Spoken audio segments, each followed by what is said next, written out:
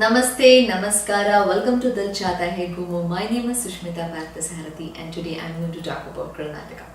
Originally known as the Mysore state, Karnataka was formed on 1st November 1956. The history of Karnataka dates back to the Paleolithic period. It has been home to some great kingdoms, philosophers, saints and poets. It has been marked with a distinctive geographical feature from vast coastline to tropical rainforest, lush green hills and plain areas. It is located on the western coast of subcontinent. It is bounded by the states of Goa and Maharashtra to the north, Telangana to the east, Tamil Nadu to the southeast, Kerala to the south, by the Arabian Sea to the west. Mysuru was ruled by Vijayanagara Empire till 16th century. It was most extravagant kingdom in Indian history where hawkers would trade gold and precious stone on streets. The largest state of South India, Karnataka is no less than a wonder considering the fact that it is one of the oldest regions in India and it's popular for its age-old culture, tradition and heritage. It is also rightly said Karnataka is one of those few states where a country is certainly incomplete without it. Home to IT hub, sandalwood forest, age-old monuments, pilgrim sites and natural marvels. Also, Carnatic music was born in this state. Pitamaha of Carnatic music, Sri Purandara Dasaru is from this state. Talking about art and music, a famous classical dance form Yakshagana is also from this state.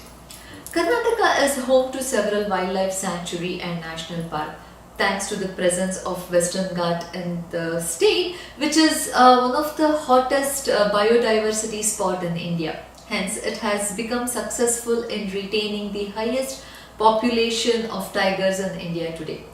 Jog Falls, the second largest falls in India, is situated in Karnataka. Do you think the land of five rivers is Punjab?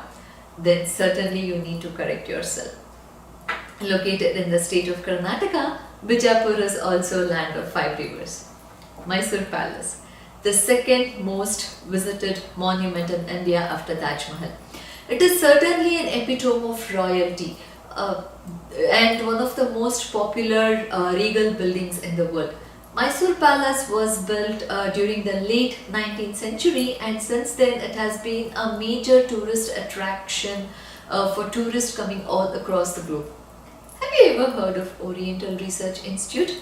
Well, let me tell you, it is one of the oldest libraries in the country and it has a largest collection of old manuscript, publishes and edits.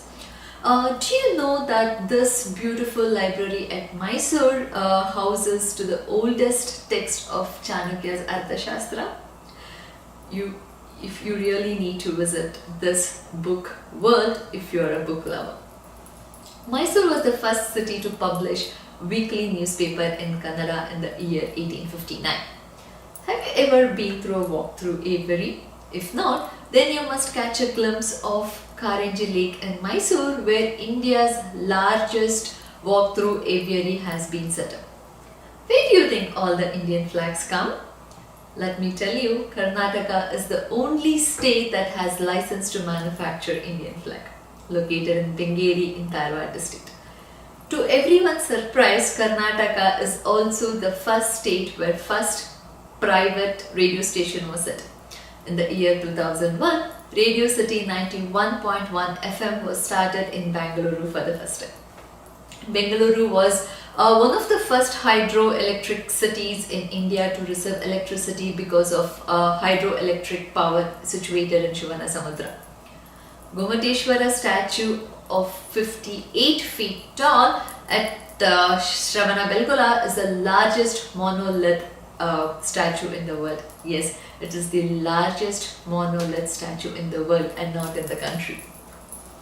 We all know that the Sanskrit is the ancient language, but how many of us use it to communicate on day-to-day basis or even occasionally as we do of the other 29 languages in India? Mathur village in Karnataka is famous for use of Sanskrit in day-to-day communication. Isn't that wonderful? The largest exporter of coffee. Yes, Karnataka is the largest exporter of coffee in the country. Did you know this? Well, a true coffee lover or a Kannadiga will definitely know this. If not, let me tell you. The coffee was first cultivated in India at Chikkamangaluru several centuries ago. Since then, coffee plantations are common in this beautiful state. Today, Karnataka is not only the largest exporter of coffee but also one of the biggest consumer. Hence, it wouldn't be wrong to say that coffee is Karnataka's state beverage. Well, before I say goodbye, here is a fun fact for Bollywood lovers. Ramnagra on the outskirts of Bangalore is famous village of villain Gabbar Singh. Yes, Ramgarh. The film Sholay was shot in this village. So, are you ready to stamp your passport and visit this incredible state?